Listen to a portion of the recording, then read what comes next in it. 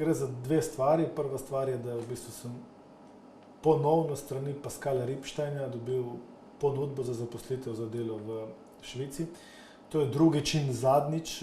V letu 2009 sem že dobil ponudbo za delo na Šultes kliniki. Takrat sem bil preveč naiven in sem mislil, da lahko tu pri nas počnem podobno, kar sem gor videl in kar sem imel gor prilike delati, ampak danes sem ugotovil, da temu ni tako.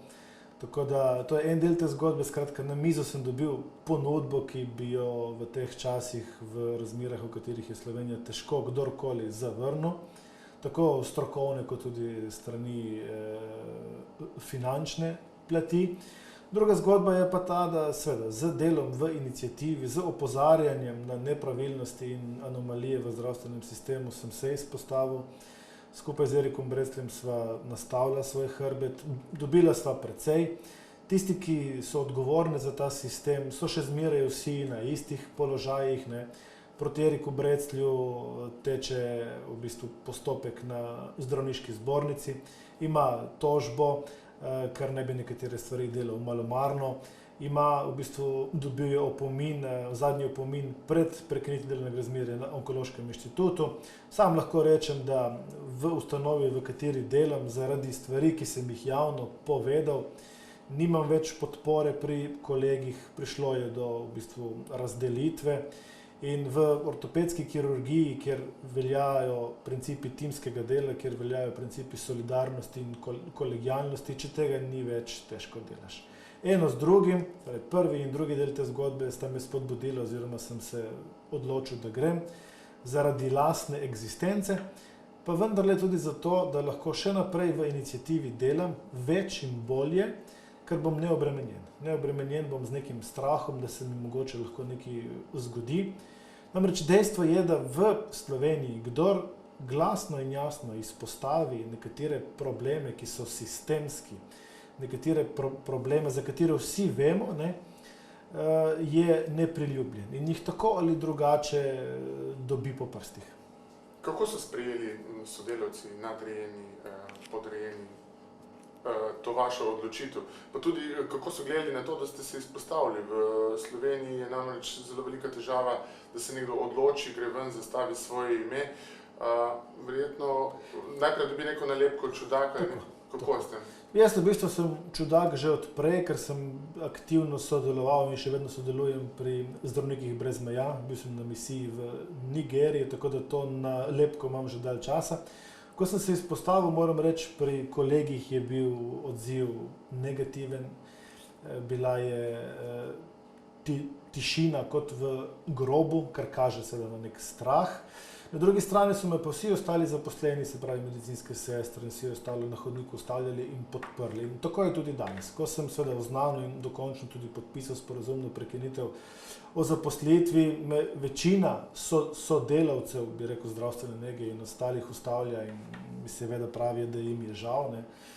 Mnogi kolegi so pa verjetno veseli, da odhajam, ker bo zdaj mir, ker ne bo tistega, bi rekel, trna v peti, ki ves čas opozarja, da se da vendarle stvari narediti bolje, drugače, predvsem pa bolj prijazno do pacientov, ne. Jaz še zmeraj mislim, da tudi v Sloveniji se bomo mogli končno odločiti in povedati ljudem in najti sistem, da bo vsak pacient prišel v 3 mesecih na specialistični pregled in da bo vsak pacient v 6 mesecih operiran, ne glede na tip operacije. To si kot država zaslužimo in imamo tudi pogoje za to. Bi si upali napovedati razvoj dogodkov v Sloveniji, glede na to, kar smo že imeli, glede na vaše zahteve, če se lahko nadejamo? Jaz v bistvu se bojim jeseni. Bojim se, da ne bo ravno pozitivna. Bojim se dejstva, da bo dejansko prišlo do blokade mnogih bolnišnic in posledično do odpuščanja. Ampak to pomeni, da bo sistem ostal enak. Iz sistema bodo odpustili 15% popolnoma nedolžnih ljudi, pacienti ne bodo imeli več dostopa do zdravstvenega sistema. Vsi tisti, ki so odgovorni za to, bodo pa ostali. Najslabše, kar se pa lahko zgodi, če potegnemo vzor iz gospodarskega sektorja, pa vzor po Španiji in Portugalski, pa dejstvo, da lahko v bistvu se država pogodi z upniki, z dobavitelji zdravil in medicinske opreme in le ti postanejo preko noči za vsoto za katero so jim bolnišnice dolžne, kar lastniki deleža bolnišnic in dobijo upravljalsko pravico z upravljanjem javnega sektorja oziroma javnih bolnic, to bi bila pa katastrofa. To je nepovratni sistem in jaz upam, da bomo Slovenci in vsi ostali, ki živimo v tej državi, toliko močni, da se bomo takrat zbrali in uprli z vsemi močmi in povzročili zamenjavo vlade. Ker vlada, ki bi to dovolila, si zagotovo ne zasluži tistega, za kar je bila izvoljena. Zapirate vrata za seboj tukaj v Sloveniji ali puščate priprte? Jaz v bistvu se odpravljam zaenkrat za 16 mesecev v Švico.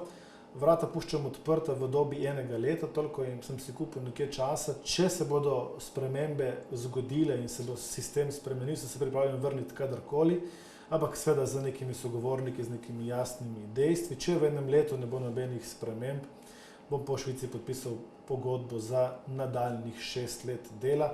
Namreč v osnovi je moja pogodba v Švici vezana na 7-letno delo, ampak je zdaj sestavljena na 1+3+3. Tako da še naprej delam v iniciativi, kot rečeno, v tem enem letu oziroma v 16 mesecih bom 10 dni delal od jutra do večera, pa potem bom lahko 4 dni v Sloveniji, tako da bom z družino in da bom lahko upravljal vse te posle, da bom še naprej lahko vodil z Erikom Brecljem inicijativo, pa mogoče jeseni pričnemo neko drugo zgodbo. Najlepša hvala za pogovor. Hvala vam za povabilo.